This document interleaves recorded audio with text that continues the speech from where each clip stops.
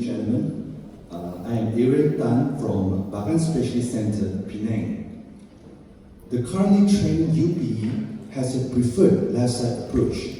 However, for right side pathology, some technical adaptations and modification is required to address symptomatic region with precision as well as enhanced visualization.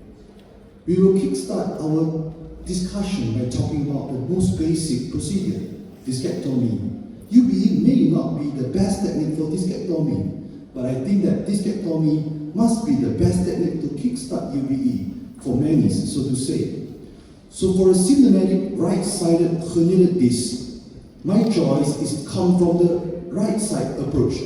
Right side standing because for work ergonomics, and I'm a right-handed surgeon. Incision-wise, it is simply reverse that of left side to place the working portal cranially. Surgically, the step is almost similar from the left side, docking over the cranial lamina and over the right side. And for the right side approach, some amount of the bone is required to be removed to facilitate passage of instrument into the interlaminar space.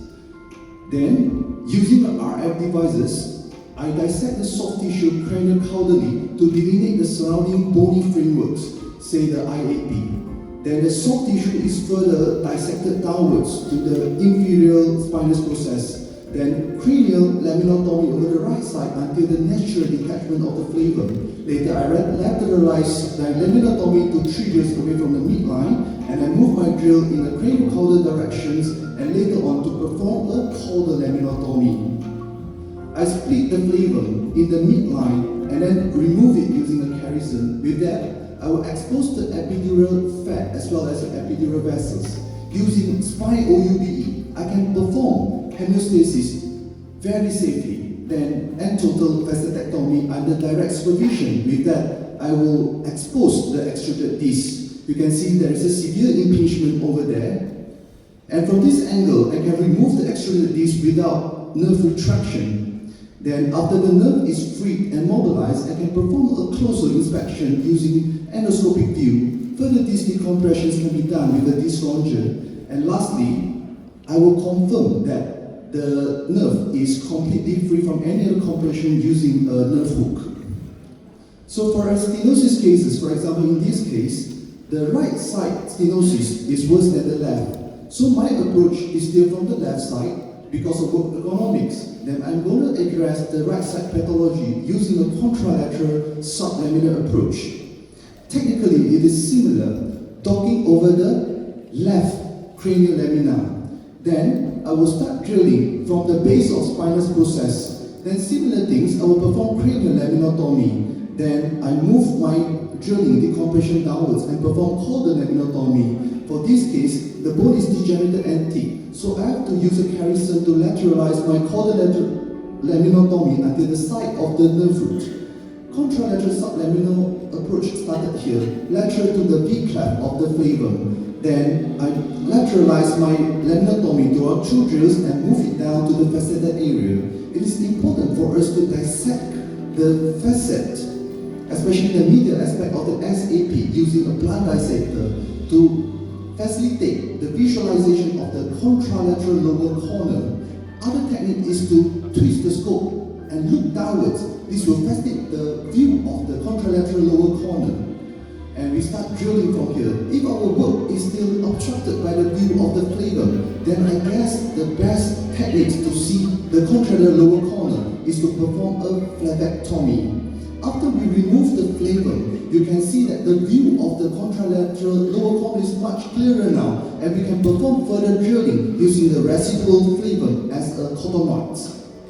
Then the residual foraminal flavum can be further detached using a detacher or a Q-rack, in this case, safely in a down-up direction. With that, we can effectively decompress both the lateral recess. This is the ipsilateral disc as well as the nerve roots, and I move my scope to the contra side. I can see the contralateral nerve root. This is the shoulder, and once I mobilize it, I can visualize the contralateral disc.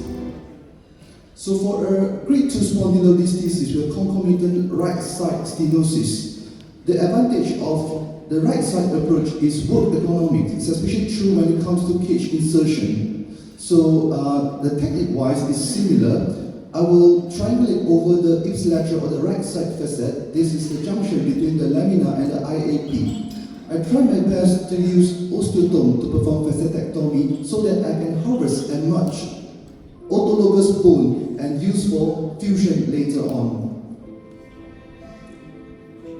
So cranially, I remove the facet until the foraminal layer. After the IAP removed, the SAP will be revealed. Again, the same thing. I will use the osteotome to remove further SAP. After the SAP removed, it will reveal the pedicle. So once the pedicle is exposed, then we will proceed with phlebectomy. After the flavum was removed, you expose the safe triangle. Using a tiny RF devices, we can use that for meticulous hemostasis as well as careful dissection of the neural elements such as the shoulder of the nerve root and the exiting root from the D-space. With that, we can perform annulotomy with an Indian knife without retractions of the nerve. Further disc decompression can be performed using this ronger. Then further, I can usually grim or distract the D-space using a shaver. The beauty of endofusion is the ability to view and clear the end plate thoroughly.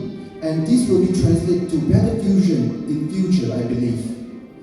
After preparation of end plate, we can take out our scope and remove the residual flavum away from the contralateral facet. It is important for us to decompress the roots thoroughly before the insertion of the cage. This is a contralateral root and I'm removing the residual flavum. After adequate and satisfied decompressions of bilateral recesses and the root, I move my scoop back to the D-space. And right now, I can insert my cage under direct supervision. So this is the post-op extraction restorations of spine alignment as well as correctional spondylolisthesis, small incisions which will be translated into early mobilization. I would like to conclude and summarize the three trademarks of UBE: simple, minimal, and versatile. I think that UBE offers significant advantages for right-sided pathology. Though the left-side approach is more common, mastering the anatomical nuances, I think that the right side approach is equivalently competent and efficient as compared to the left side. As we refine our skill and knowledge, I think that UBE has the potential to revolutionize spine surgery and enhance patient care. These are my references. Thank you very much. Okay, thank you very much, Dr. Tan. So we have the last one, last slide. It's a journey to become an endoscopic spine surgeon by Dr. Malandro.